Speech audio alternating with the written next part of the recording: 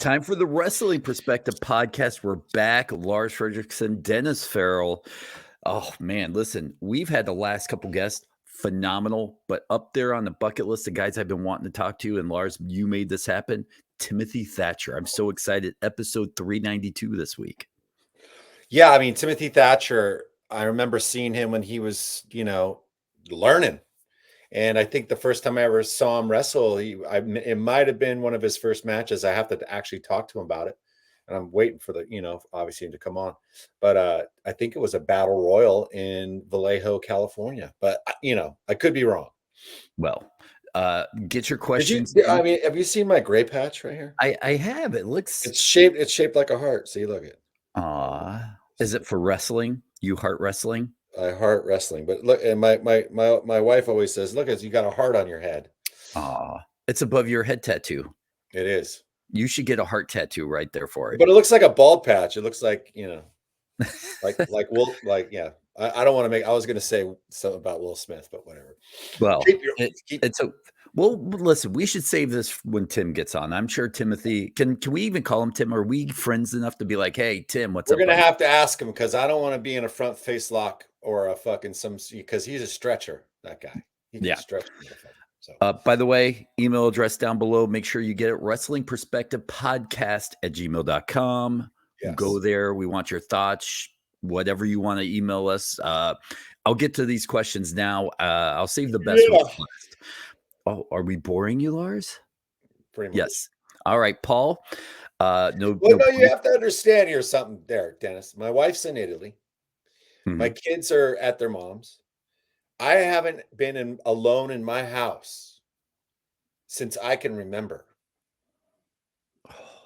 Living the dream. I've been alone since Monday, and it is now Wednesday as we record this, before we get into our emails. But I just want to let you know that I've gone to the dump. I have reorganized my garage. Mm-hmm. I have shipped out so much stuff that you just would never, ever believe.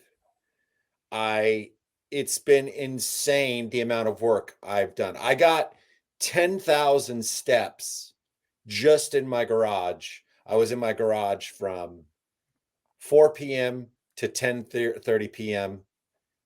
And that's how much I was moving around. So I digress. Well, listen, look for the newest wrestler on the indie scene, Domesticated Frederiksen. He will be coming to a wrestling ring near you. All right. Paul, no place given. Okay, Lars, spill the tea. I know Dennis doesn't know CM Punk. I just texted him Wednesday. How do you know I don't know him? So he can't help me out on this, but where do you think Punk will end up? I don't know. I really honestly don't know. I know he's probably wanted by every major wrestling company in the world. I'm sure that if he decides that he wants to continue doing, because right now he's just chilling with his dog. Like he doesn't have to go out and work. That's the whole thing. So if he does come back, it'll be because of the love. It won't be like a motivated, I wouldn't be surprised if, he goes to, and I'm just thinking as a fan, I'm not going to say anything because we talk about everything, right? So it's, I don't want to say too much, but I will say that if he does come back, it's going to be for the love of the profession, because he's one of those guys. He's the last of that generation who kind of learned the way that they learned. Well, in a lot of ways. We did put a 3-year offer out on the table for him. We haven't not heard back yet.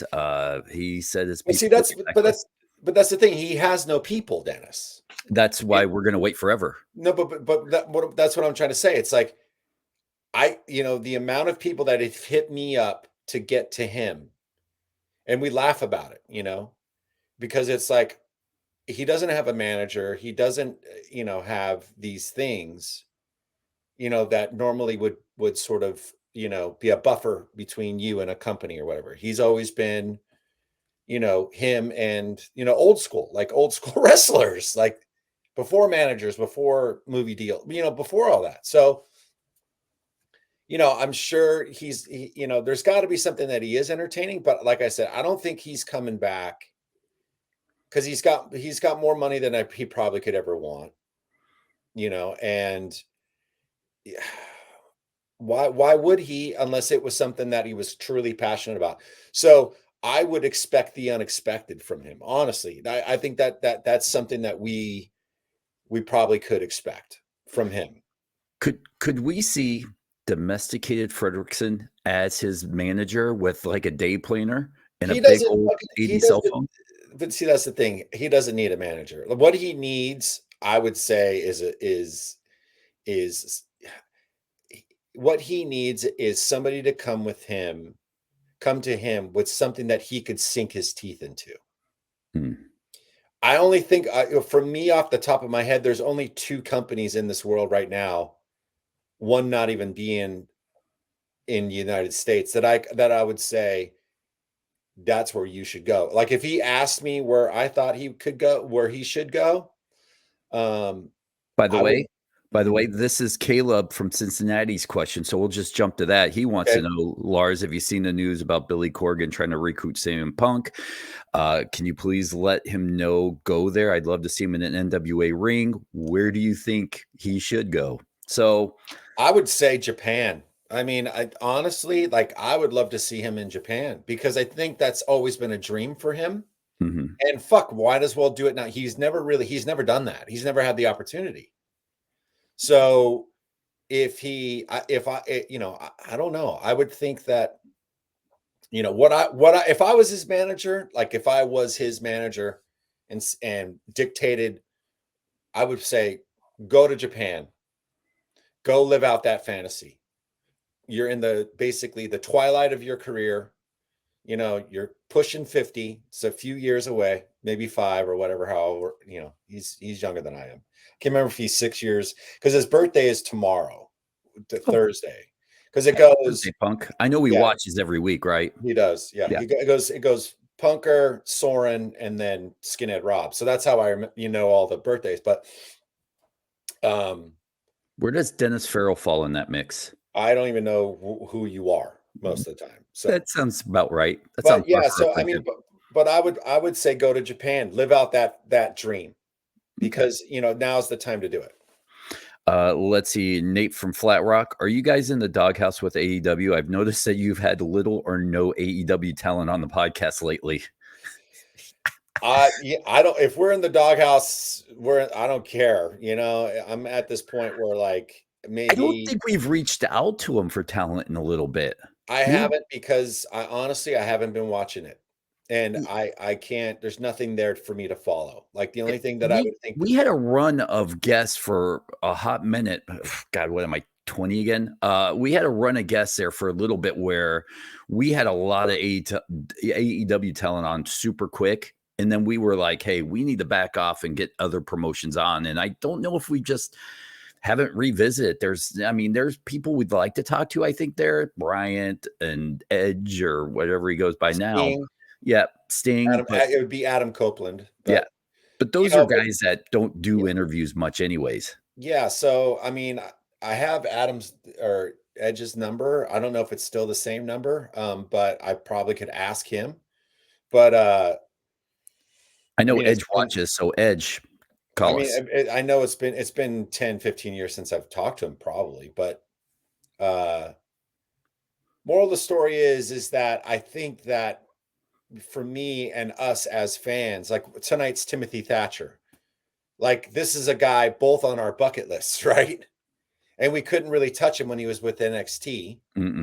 So because WWE, that's like, it's solid as a rock. I mean, I don't even know where to even begin there. But NWA has got some great talent, right? Some of the best.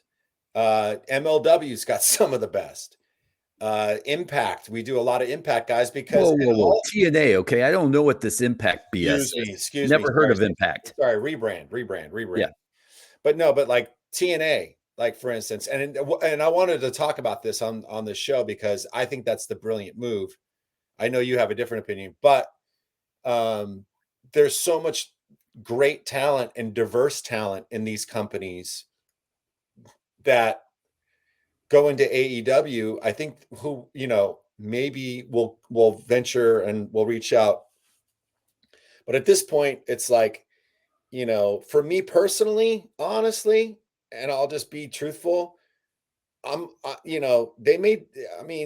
it's kind of personal in a lot of ways, And we stayed away talking about this part of it on the podcast. That was a conscious decision that we made. So I don't know, maybe we'll talk deeper one day, but let's not do it here now. No. Sam from the Lou, long time listener.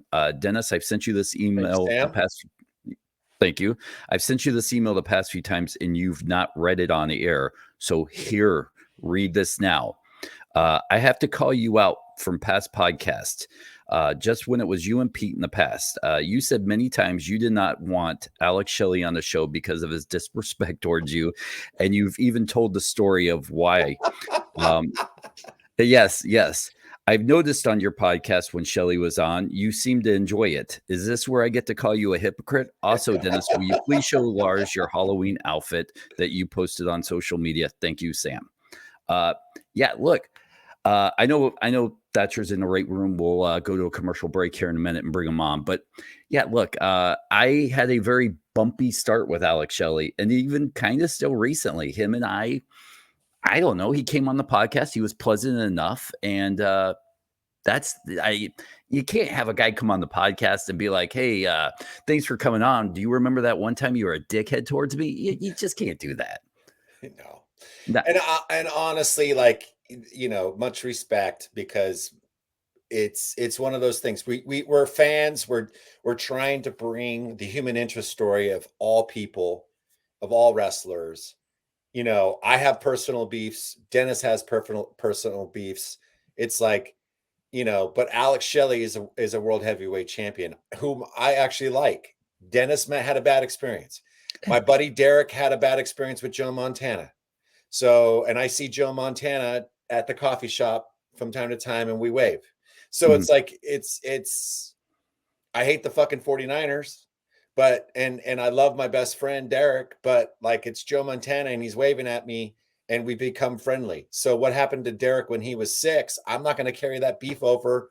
I already dissed him in front of a bunch of people anyways. And he laughed about it. So there we go. It's over as far as I'm concerned. And by the way, you ready to see the bottom half of my Halloween outfit? Sure. Yes. Well, yes. I wonder who that's going to be. Yeah. I mean, too bad you're not. You better wear a few pairs of underwear because you're going to want to fill that thing. Socks. You laugh, but I am going to put socks and ball it up and put it in there because look, I'm 5'9". I'm just now trying to get this like little body going. So I need all the help down there I can get. And if I'm going to go hound dogging with the women, I got to do a little peacocking, if you know what I mean. Hey, I understand. But you know what, Dennis? I'll tell you this. On your journey, I've seen you and you look the best that you've been. And I just want to say it takes a lot of hard work and a lot of self-determination. Kudos to you. Thank you. Fuck off now. I've lost what equivalent could be a 4th grader in weight. So anyways, listen, we have Thatcher in the waiting room. Yes. I can't wait to bring him on. Wrestling Perspective. We'll be back after these messages. Go on. All right, we're back.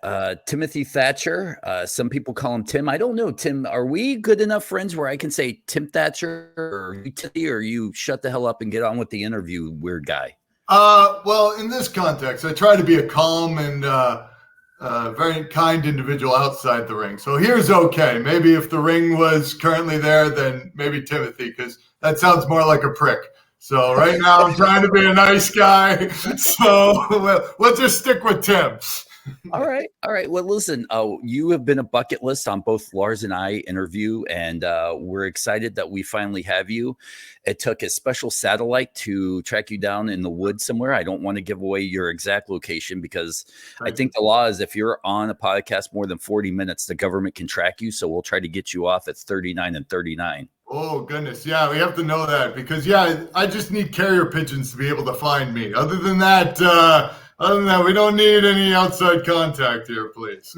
Yes, sir. Well, listen, I'm going to start off by asking you this question. As you grew up a fan, and from what I've read, you were a writer of wrestling in the past before you climbed into the ring. So As a fan who turned into a podcaster who's never climbed into the ring, when you sat down, the younger version of you typing away on the keyboards, and I didn't read any of your work, so I don't know if you were a dirt sheet guy or you just were like, hey, my top 5 favorite matches were X, Y, and Z.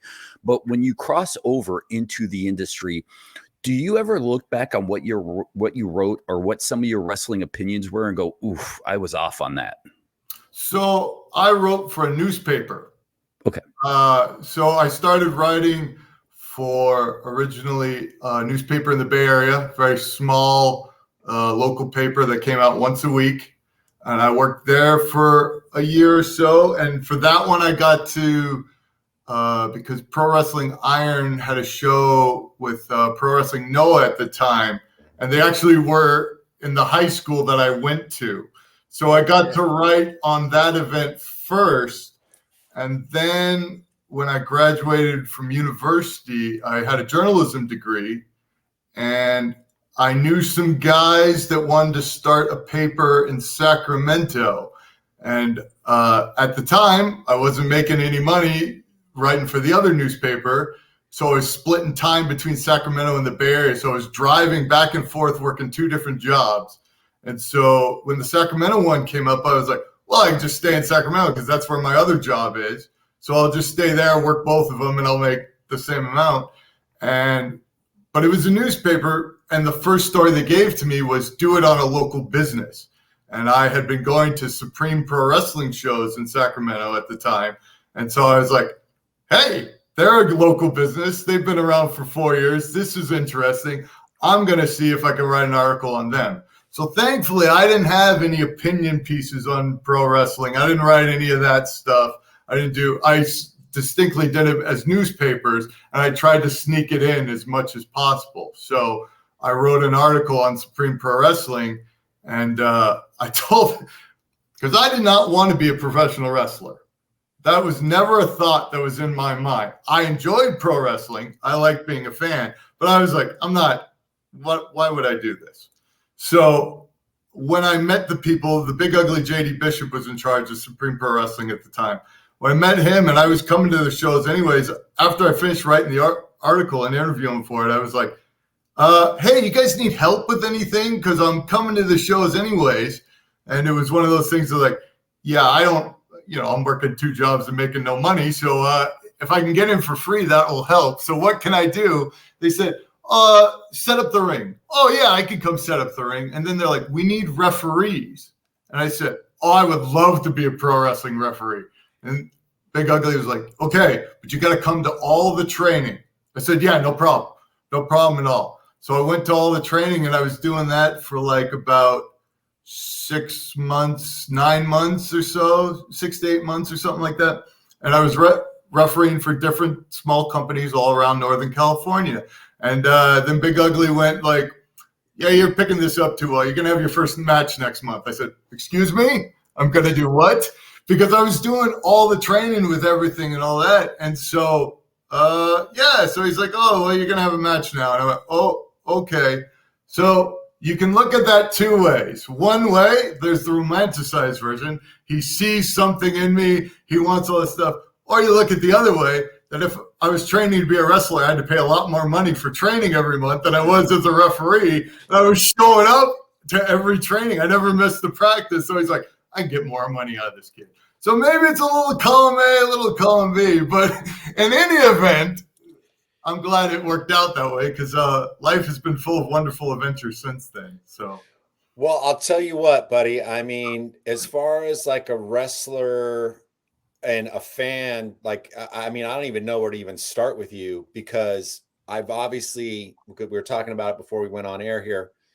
You know, I was there kind of watching you sort of start and go on with your career.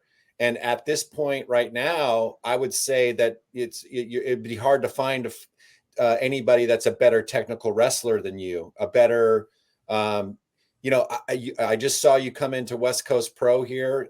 You're back home, I guess, so to speak. You've had a long, sort of cool process.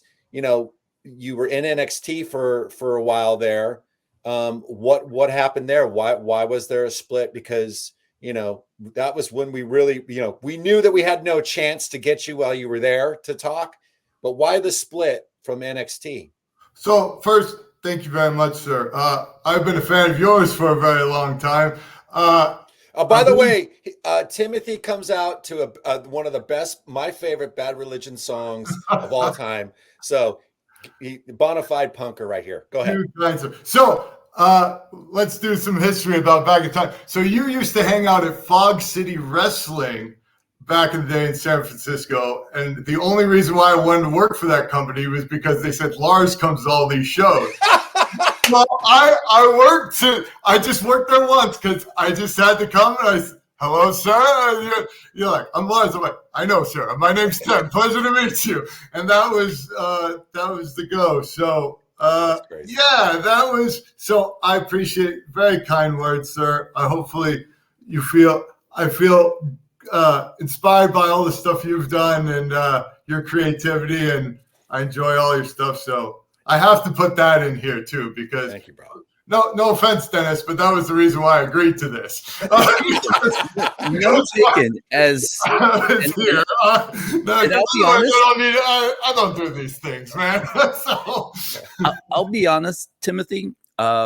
Every time a wrestler comes on and they're like, Lars, I love you. And I sit here going, they have no clue who I am. So it's kind of funny. And sometimes I'll go, hey, tell everybody how much you like me too. And then they look like a deer in headlights. I'm not doing that with you because you'll just beat my ass. Yeah, well, because I won't make up stuff. I'll just say, I'm sorry, Dennis, this is the first time we've met. I saw that you co-hosted the show. And I also, side note, I guess we should have kicked this off differently. I listened to your ones with Mr. Regal, and he started off by chastising you guys by calling him just by his last name. So, do we have to start hostile on this? Is that how it's supposed to go for this? No, sir. But please talk about the NXT experience, because I always thought you were there because Regal loved you. Anyways, go ahead. Yeah, Mr. Regal has always been very kind to me. Like, whenever we met, which was probably a long time ago now, I had a tryout for them in like 2012, and he was very nice to me at that tryout, and we kept in contact afterwards. And he was always, someone that shared his time and knowledge and effort more on me than I ever thought I deserved. So I will always be grateful for Mr. Regal. Wonderful man. So I ended up in NXT. I think it's just WWE is a television show, right? And they have ideas at one point, and certain people fit those ideas, and then the ideas change. And so then other people fit those ideas. It's like any other form of entertainment. It not necessarily if you're good at your job or good at it's what are they looking for at the moment. And when I got there, I was thankfully I got there right before COVID, because if I wasn't working there during COVID, I would have been in very bad shape. So I will always be very grateful for them for that. And, but I got there at the end of when they were really pushing, we want independent talents. And it was kind of just the tail end. And so then they started, okay, we want to go back to the way we used to do it, and we want to get athletes and all this stuff, and we want a younger crop. I am not a younger crop. I'm a balding man. I am missing teeth. I am losing weight as we speak, sir, because it's harder to keep it on once you get older than when you were younger, right? So, but thankfully they were kind enough for me when they switched that NXT 2.0. They took me off television because of those situations, because also I wasn't providing how they envisioned what they wanted the show to look like at the time. What I offered wasn't what they want, which is fine. They have all the money. It's their company. They get to make those choices. But they were nice enough to keep me on as a coach.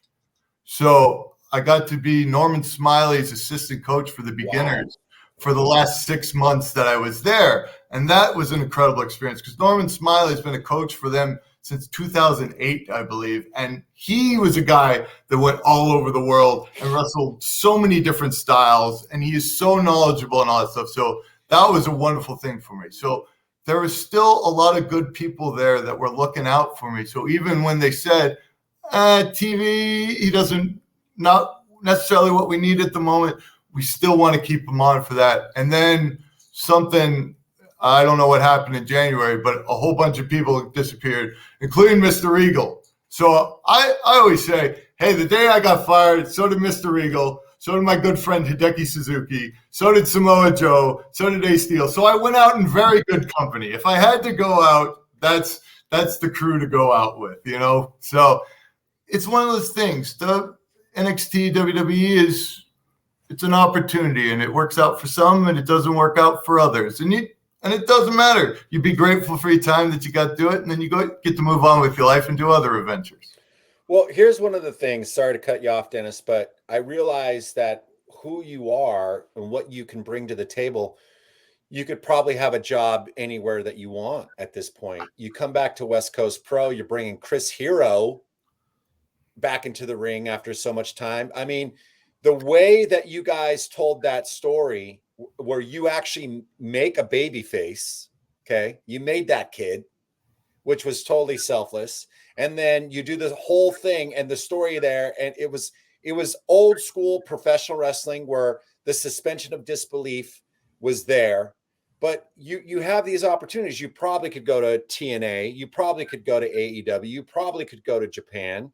Is this something that is something that we might see in the future, or is it things that you know, or maybe are you on your? Would you rather be coaching, or where are you at right now?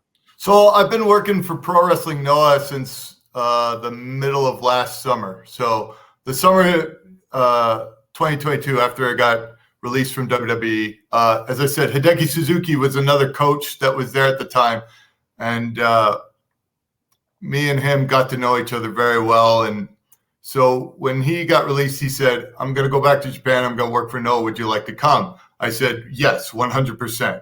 So that's my main focus right now, because I really enjoy being there, because that's my kind of wrestling. Yeah. I tried for many years before. I never got to Japan before I went to NXT. I tried and stuff always wouldn't work out.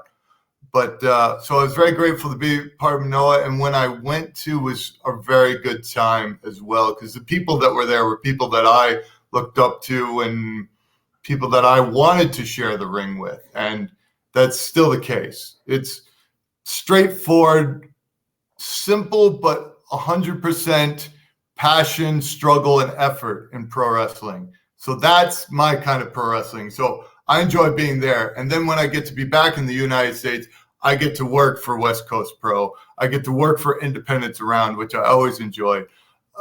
Eventually, I'll get to go back to Europe because I spent so much time in Germany and England. I spent pretty much 3 years there right before I got signed to NXT, and that was a wonderful place as well. So I enjoy being more the wandering nomad than I am anything else of being beholden to a place where I have to go every week. I like little control in my life. I always enjoy freedom, and I can come and go as I please. You never know when I'll ride into town and when I get out of there. So yeah, it suits me a lot better, sir. You know, talking about your journey, the mindset of being on the indies before you hit it big in NXT, and then the mindset of going back to it after you become an NXT superstar, what is the difference? And do you kind of realize when you were on the second time on the indies after, you were in NXT, did you kind of notice in your mind the way you thought or the way you were doing business was different because of that experience? Yeah, of course. Any place you go, you learn different things, and then you apply them as you return. You hope that as we go along in this, as in anything in life, you hope you're a different person within a year, that you've learned more things, you've had more experiences, and it leads you to think of certain things a little different. Otherwise, why did you live that year, right? We got to keep moving forward and all that stuff. So, of course, coming back, working for NXT does change your views on a lot of stuff, because every place puts importance on different things, and it's all valuable. So you just got to figure out how to apply it to wherever you end up next. And as we keep floating through our different parts of adventures, there's different things you learn and different things you apply. And sometimes you're like, I wish I kind of knew this a little sooner. It probably worked out better, but that's the key, right? This is all peaks and valleys and trial and error. We're just throwing stuff against the wall. And one of the hardest things I think about pro wrestling is it's so personal to the individual, and the individual has to figure it out. No one can tell you what works for you, because what works for one person will not work for the other person, no matter what. It's up to the individual to take their own experiences and put them together and then lead that into where they continue on after this, You mentioned Hot August Fights, right? That was the Pro Wrestling Iron Show, if memory serves me, with Masala. Oh, was it right? I don't remember the name of it, but yeah, I could see that. I think it was Hot August Fights, because they have the Hot August Nights Sacramento Car Show, and I think there was a play on it. Yeah, it was in Vacaville, if memory serves. So that was the first one. The Vacaville one was the first one. The one that I did was when they came back, because it was in San Leandro High School, and it was Masao and Ogawa defended the GHC tag belts against Nigel McGuinness and Bart Blackston. That was the one I saw. Yeah, the first one. Oh, fantastic, sir. Incredible. Because, yeah, the Vacaville one was the first time that they came out, and Masao and Ogawa were a surprise, and they wrestled Vinny Massaro and Doug Williams. That's right. I did not get to see that one. I went to I don't know if that was a year or 2 years previous. I don't remember. But okay, so I'm going to go follow me on yes, this. Sir. On this. When I watch you wrestle, I think of the best Arn Anderson. I think of the best Terry Funk. I think of a Tully Blanchard, an old school wrestler with the facials, the psychology, the working of a body part, these types of things that I feel like is a forgotten art in the world of professional wrestling, especially on the indie scene. Sure.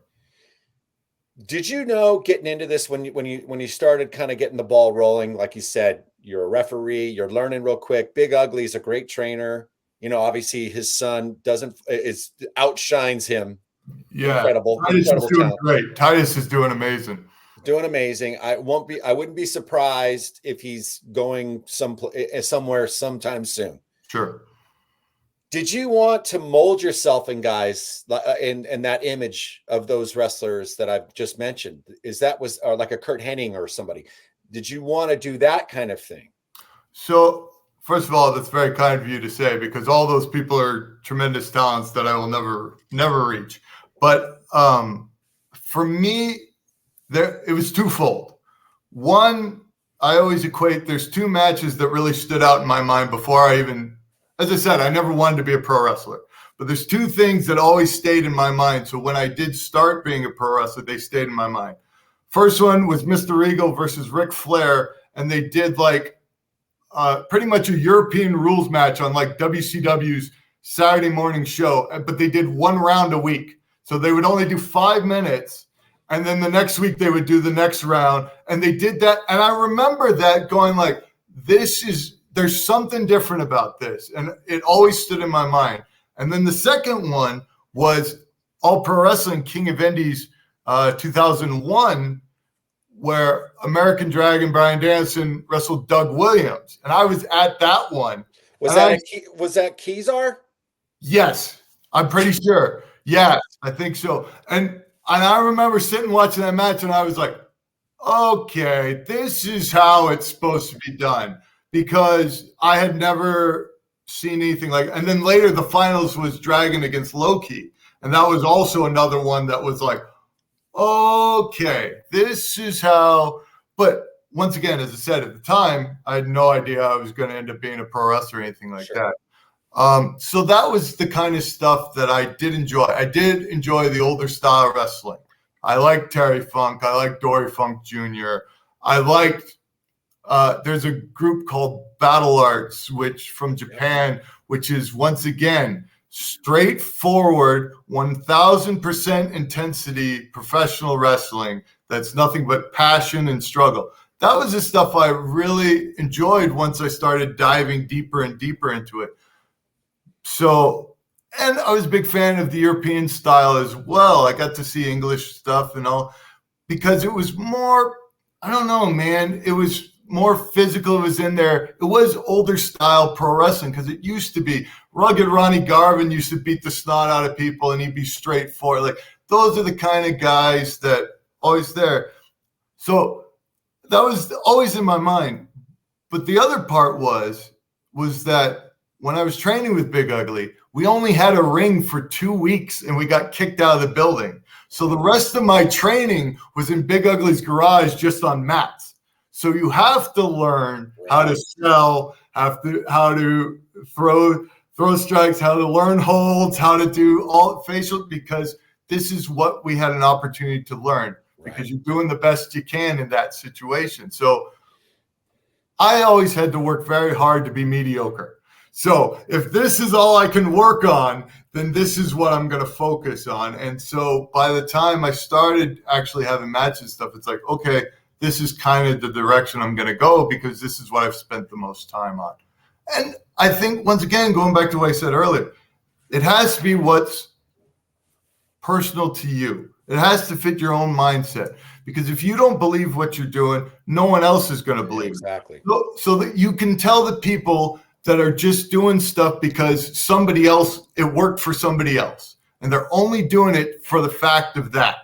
And you see right through. You know, sir, in the music world, that happened all the time and still probably does, right? People pick the thing that someone else was successful on thinking it's going to come to them.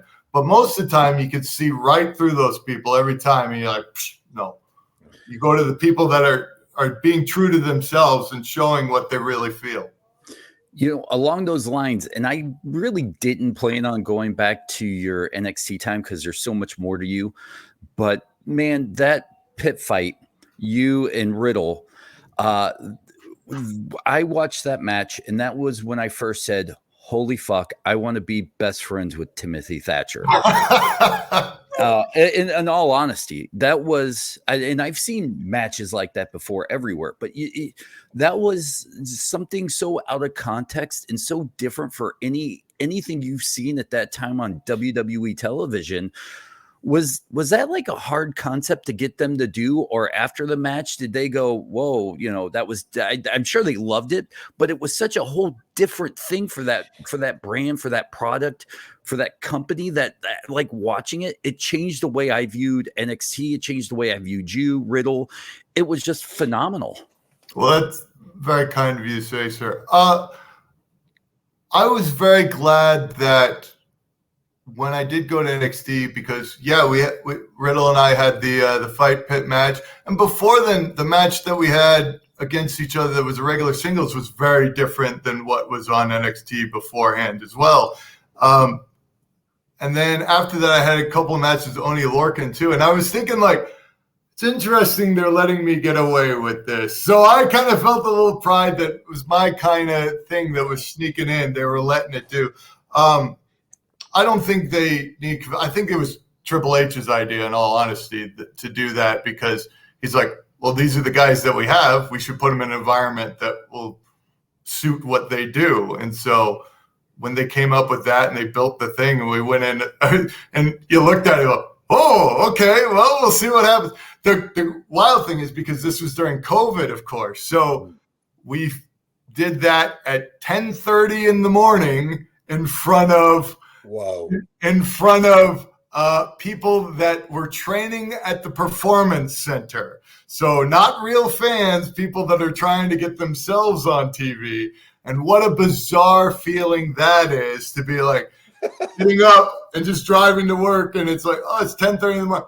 Okay, I'm going to have to get kicked in the face really hard now. Okay, here we go.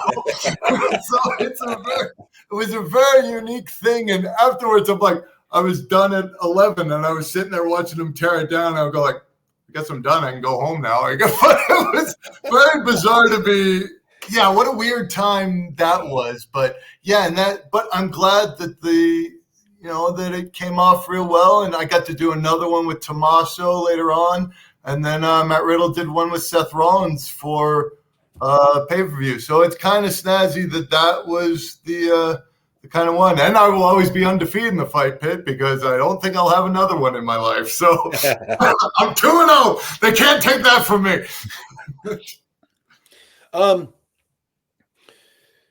You're training, working for Noah now.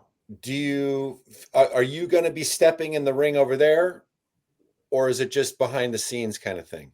No, I've been wrestling for them since last summer I started. So I go back and forth between the one. I usually do a month or 2 months at a time. I'm over in Japan, and they get to come home for a bit, and then I get to go back, and then so it's a lot of back and forth on that stuff. But I'm wrestling whenever I'm there.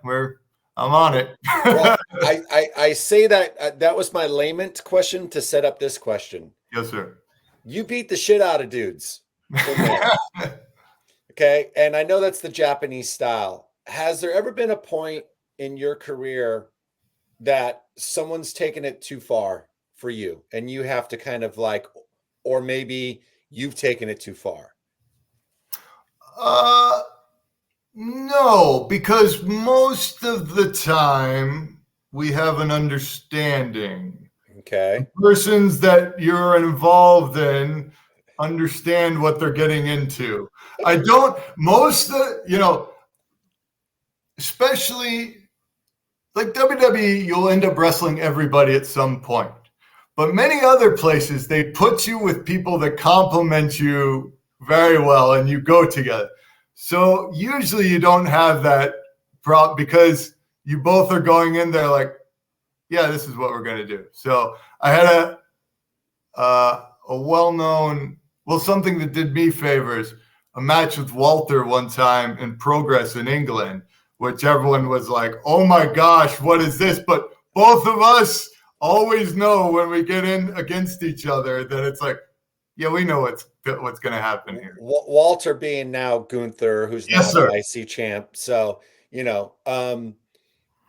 so because I was kind of thinking to myself, who you've been in the ring with, it's all a bunch of ass kickers. And now you got Chris Hero. Yeah. Who you can't say is not an ass kicker, but it's not like he's got the reputation.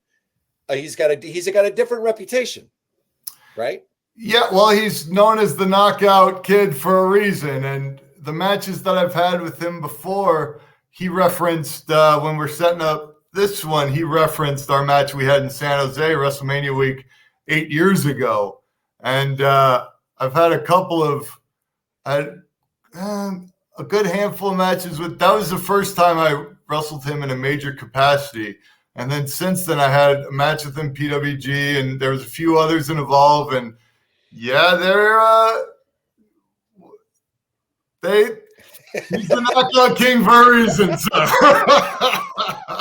Good thing I'm already ugly. I'm not going to lose anything else, So, yeah, he is. So him coming back now after 3 years, once again, much like your profession, sir, there are certain people that no matter how much time off they have, when they come back, they will still have what they had before they left.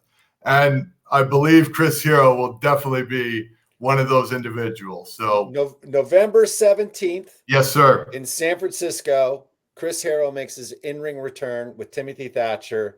So if you're local in the Bay Area here, this is a match you're not going to want to miss. Dennis. All right. We've talked a lot about where you've gone, where you've been, where you are now. When you step in the ring now at this point in your career, what do you, as the philosophy, what do you hope to get out of it opposed to, 10 years ago, 5 years ago, 3 years ago? Is there a difference in the way you think or the way you want to put together matches now, Timothy Thatcher 2023? When I started out, I didn't really know what I'm doing, as most people do, right? And I went in a different direction. You just listen to what other people tell you to do. But there was a point where I changed it. I'm like, no, I'm going to do how I think this should be done. And that's when stuff started working out for me. So I've said in the brief things that I have interviews that I've done before, I've said my thought process is I always rather be forgotten than remember for giving in. So I have to go at it the way that I believe pro wrestling should be. And I've always had that mindset. And that I can't change. whether if I did change it and all this stuff, maybe more money would come my way, maybe better opportunities, but I'd rather it be done the way that I think it should be. And I've kept that for quite a few years now. So that is always in my mind. And thankfully, it's like a comedian that might be on the outskirts or the punk rock star. You let your audience find you. Instead of chasing the people where you're trying to get as much as possible, you do what you believe in and what you have passion in, and the audience will come to you. Your audience will come to you. And maybe it won't be as big, but they will be completely behind you 100%. It'll be more of an impact to them and an impact to me as well than it would be if I'm trying to aim for a mass population. And that has been my thought process. That was my thought process when I went to NXT. That is still my thought process now that I'm out of it. It was what led all the way up to that point. So I really believe that is what is key to any of these ridiculous things that we do in life, because otherwise, what's the point? I like being able to support myself and my wife doing this, but I don't have to be a big giant superstar. And there's certain things that might give you a little more, but they don't feel right to me, so I can't do them. Now, I do want to jump in and ask Timothy Thatcher, the fan, the wrestling fan, whether he's the 12-year-old boy inside you or however old you are now. Don't look a day over 26, by the way. Too kind, sir. Look at that. See? My hair says otherwise, sir. But I may not be in rants. I didn't know we had fluffers on this show. That's my job. It's the only reason why you keep me around. But Timothy Thatcher, the fan, right? Can you look back at your matches and watch them as a fan? And how do you watch wrestling, and what do you enjoy wrestling now? Do you like and only watch that tough stuff? Do you still like the 80s stuff? Are you into the flippy stuff? What do you like as a fan? I enjoy things that are done well. Yeah, right now I'm watching a lot of the older style stuff. But right now, my big thing is I'm watching a lot of sheep herders matches. That's what I'm watching. That's what I'm watching right now. I'm digging all like those ones. I'm watching from Sam Houston Coliseum. I just watched them against the Fantastics in like a boot camp street fight thing. Oh, incredible. Those guys were so good at they're one of their rhythm is amazing of being able to be in and out and working as one person at the same time and coming and stopping, but then the other guy it's incredible. Like right now, that's what I'm watching a lot. I do enjoy all that stuff a lot. I still watch a lot of the like Terry Funk from All Japan in the 70s and 80s, like Dory Funk Jr., that stuff. I do still love battle arts so much, and I watch a lot of that stuff as well. There's two YouTube people that recently did a massive essay on a guy named Yuki Ishikawa who started the company, and he is incredible. I got to train with him for a while, and he's always been very kind with me as well. When I go to Japan, I always make sure that I go have lunch with him every time I'm over there, because he's a wonderful man. He was super kind to me. He had an incredible feud with Daisuke Ikeda that pretty much Battle Arts was built around. So you watch those matches, they're incredible. I was lucky enough, WWE was nice enough, after I got signed, they let me go back to WXW in Germany for one more event. And Mr. Ishikawa and Daisuke Ikeda had a match against each other. And both men are in their 50s at the point, and they still got a standing ovation from the audience. It was amazing. And I was so glad to be there. And then the next night, they let me and Mr. Ishikawa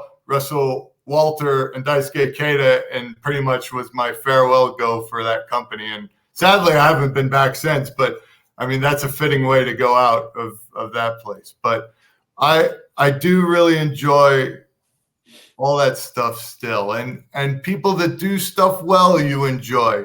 It's difficult, even though stuff changes, but that's okay. I'm not who they're selling it to, so that's okay. What's popular with they need the people to watch it, so they need to make it what it is. And I tuned away from stuff in the mainstream a long time ago, wrestling-wise. So, it's hard to drag me back into anything that's on TV on a regular basis. So, well, it's interesting that you talked about, your farewell show there, and I was thinking throughout the show how many guys I would have loved to see you wrestle. I mean, Masawa would be a great match for you and him. Now, who you are now versus him, basically. Yeah, sure. In the annals of history, you will probably go down as our generation's Terry Funk or Arn Anderson or William Regal. I really truly believe that because when you talk about the battle arts, I was an old tape trader, so I've got all those DVDs downstairs. Awesome. and now I'm going to go watch them all. But is there somebody that you wished or you hope to have an opportunity to get in the ring with right now? Is there somebody that you could maybe a current wrestler, a wrestler who's just been fired? Who knows? Is there a wrestler out there that you would want to have a match with? Sure. I would like another go with Mr. Gunther because me and him have had loads and loads of history. When I was in Germany all that time, he was a very good friend of mine, and I am so happy to see that he is the superstar that he always was. And so I'm glad things have gone great for him and he's in the place that he is now. So that would just be for old nostalgia's sake. For me, I was grateful for AEW that I got to wrestle Bryan Danielson. I would like to wrestle Mr. Claudio Castagnoli of the Blackpool Combat Club. That would be very nice because I'm slowly working my way through. I wrestled Bryan Danielson, I wrestled Wheeler Yuta. So, we got Claudio left and we got Mr. Moxley left. So, that would be okay. I wouldn't snub either one of those goes because, both of them are tremendous. And for my final question, I know we're wrapping up and we've kept you for more than enough time, but honestly, when are we ever going to have you back on? So no. you do know, never, right? After I'm done with you, you're like, block this guy, I'm moving on. Just like most of my dates. Anyways, I do want to touch on your current run in AEW. And whether you're a WWE guy or an AEW guy, you go in there and I feel like, AEW kind of more your style where you can kind of be you and you don't have to, put on the entertainment side of the industry there. Do you go in there and do you get to, I don't know, I'm a fan. So, and I may be talking out of turn with this question, but there's the WWE style, and I don't know if you had to adapt your style a little bit to, on-air persona, but when you go into an AEW, do you get to kind of be a little bit more you in the ring? So I'll tell you the story. I'll tell you the story of the AEW match because the full context is very interesting. So I am in Japan, and it's 1 a.m. because of the time difference, and I get, would you like to wrestle Bryan Danielson next week on TV? Yeah, but I'm in Japan right now. I live in America. I'll be home in this much time. Can we do it then? 30 minutes passes. I doze back off. What if we fly you from Tokyo? Yeah, okay, but I got to work for Noah that week too. So I literally flew in to Dayton, Ohio, had the match with Mr. Bryan Danielson, and immediately flew right back to Japan to wrestle then the next 2 days for Noah. So needless to say, when I got there, I was just like, yeah, whatever happens is going to happen because I'm once again, as I said earlier, I'm just a man that's passing through all the time. So thankfully, again, it was against Bryan Danielson, who is easily the most famous and probably one of the best wrestlers I've ever been in the ring with easily. by leaps and bounds. So, so I just pretty much followed his lead and whatever's clever. And then I was on the plane back to Japan right afterwards. So there wasn't really much thought process into it. Hey, we're going to do this. And right, I'll see you down the road sometime because I got to go back to work. But well, I mean, on a side note, how much was called in the ring and how much was worked out prior? So TV provides a different difficulty, right? Because TV, your time constraints are the window is very small. So yeah, you have to put a little more focus on the direction that you're going, a little more than I think many other wonderful live events that you get to do and independent shows and all that, where you can go like, hey, I'll see you out there. But, so it's unfortunate, but it's the animal of what television is. And no matter what company you work for, that constraint is going to be there. So. Gotcha.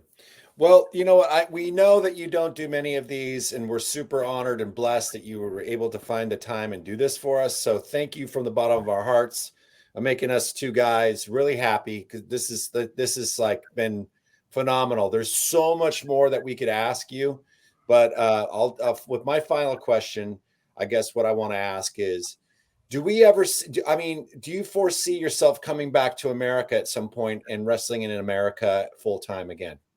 Well, you too kind, sir. I appreciate it very much. I'm glad you guys already had all the other guests, and so I was able to slide in right in the go. And I'm glad I didn't provide you with the Alex Shelley experience that you were talking about as I came on the show, as I was sitting there. So hopefully it worked out a little better than that. So as long as that happened, then I think it's okay.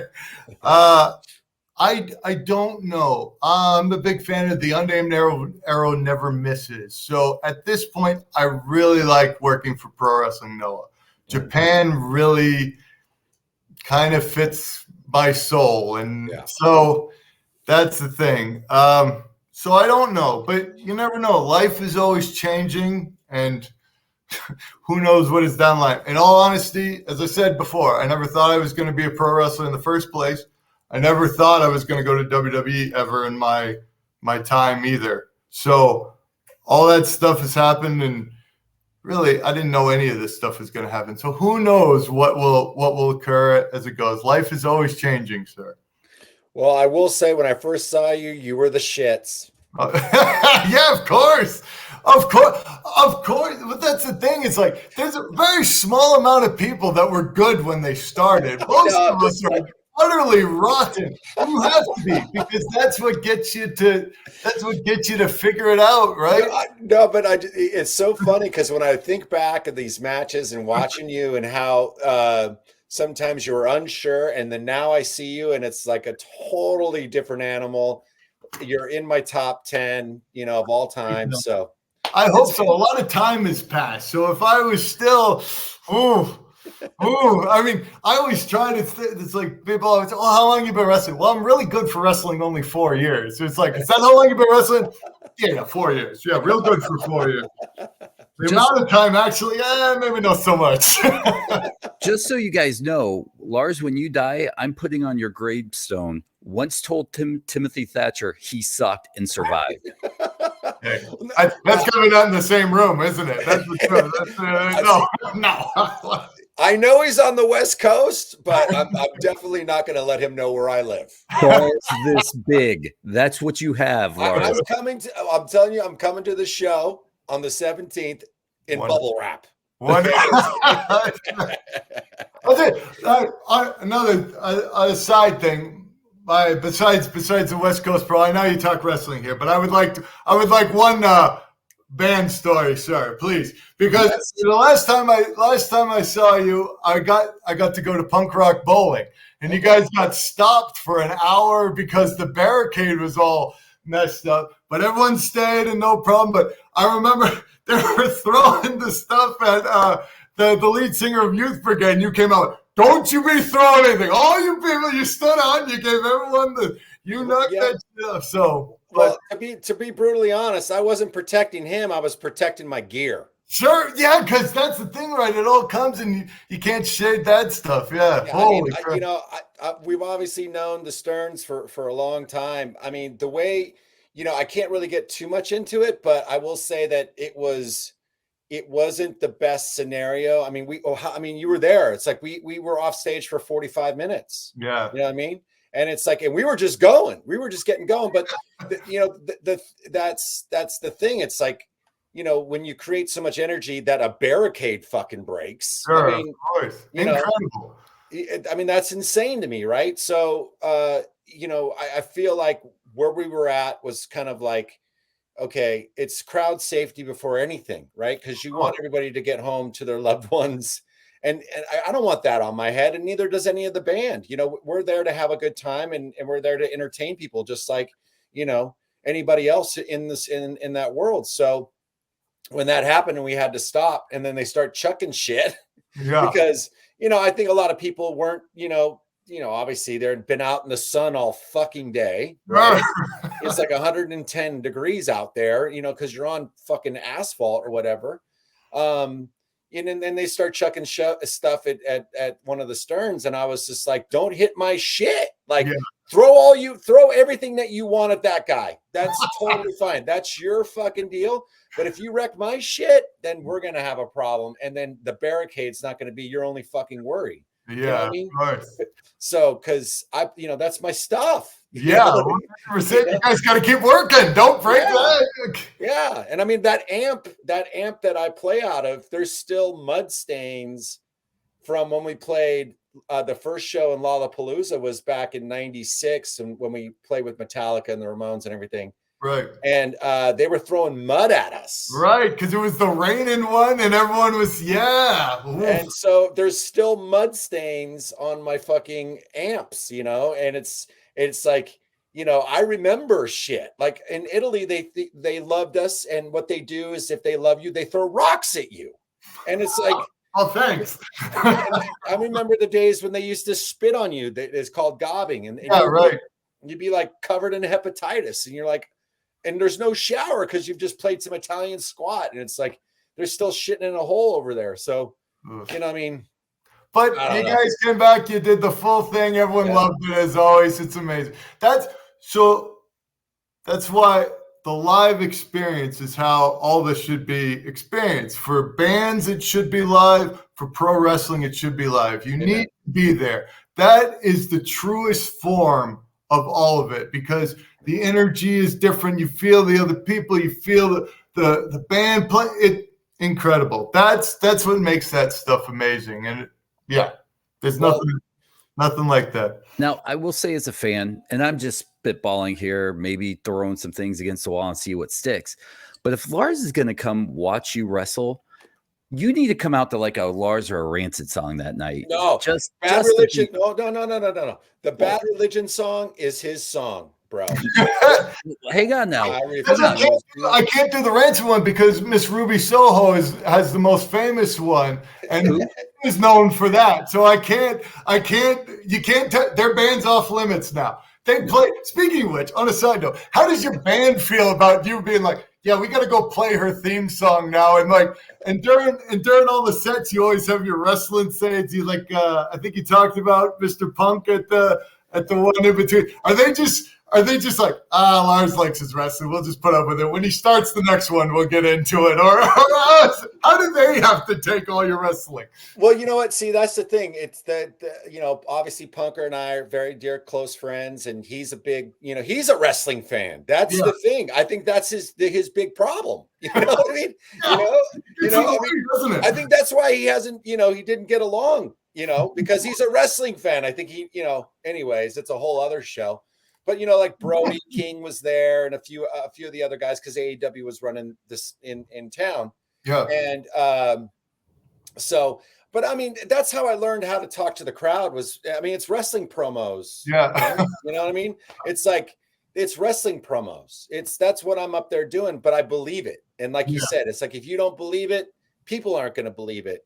And that what you're seeing up there is authentically 100% me, just on 10. You know what I mean? It's just, 100%.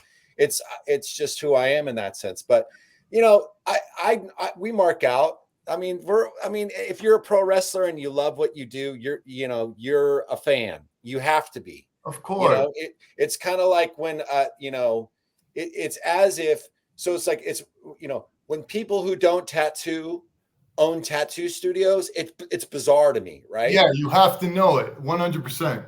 And so it's like, I'm never going to be a pro. I mean, Brandon, our drummer, always makes fun of me. He says, Lars, you're not a punk rocker or a skinhead. You're a pro wrestler trapped in a fucking punk rocker's body. You know, but it's like, he's, you know, there's a thing. I've stepped foot in the ring. I've been a manager, you know, I've promoted a few shows with our friend Kevin Gill, but like, I would never take a bump. That's just, I'm too old for that shit now. You know what I mean? Yeah, smarter man. You figured out how to do it without getting kicked in the face. That's the worst part, because once again, the window's a lot smaller for this look here. Come on now. Well, I mean, so like we were after the show the other night, you know. So one more time, November 17th. Yes. Timothy Thatcher versus Chris Harrell, West Coast Pro. I believe it's at the Irish Cultural Center in San Francisco. I believe it's a 7 p.m. bell time. Sure. Go follow West Coast Pro. It's one of the best indies I've ever been to. I'm so happy with what they're doing. Where else can you meet fucking Kobashi? Yeah, incredible, right? Yeah, incredible insane. That he's just hanging out there. And yeah, it's Chris Hero's first match back in 3 years. And if you like pro wrestling, he's one of the guys that really helped a lot of important people get to where they are now because of their experiences with him. So that's also a very important thing as well. Amen to that. But yeah, so go, Dennis, close us out. I was going to say, listen, we can say our goodbyes and tell each other how much we love them, our you two, and then you'll be like, who's this guy? But Timothy, thank you so much for hanging out with us. We'll say our goodbyes off the air as normal. Thank you, everybody, for hanging out. Wrestling Perspective, rate, subscribe, do all that stuff. Tim, do you have any social media that you want anybody to go follow you, or are you not at all? Absolutely not. Please, no. Okay. Please no. Go support local independent wrestling. Please do that. So go see pro wrestling, please. That's what I say. I will say the Wrestle Universe if you want to watch Pro Wrestling Noah. That's how you watch Pro Wrestling Noah, because I like the company. I'll say that one. But yeah, social media, no, please don't. Please. All right. Well, then don't go follow him on Facebook or Twitter. Don't do any of the Instagram. He's not there. You'll get a whole different Timothy Thatcher. They're all fake accounts. If you find one that thinks it's me, it's not. Yeah. Timothy Thatcher, please no. Yeah, please no. Please. All right. Wrestling Perspective. Thank you, everybody. Have a good night.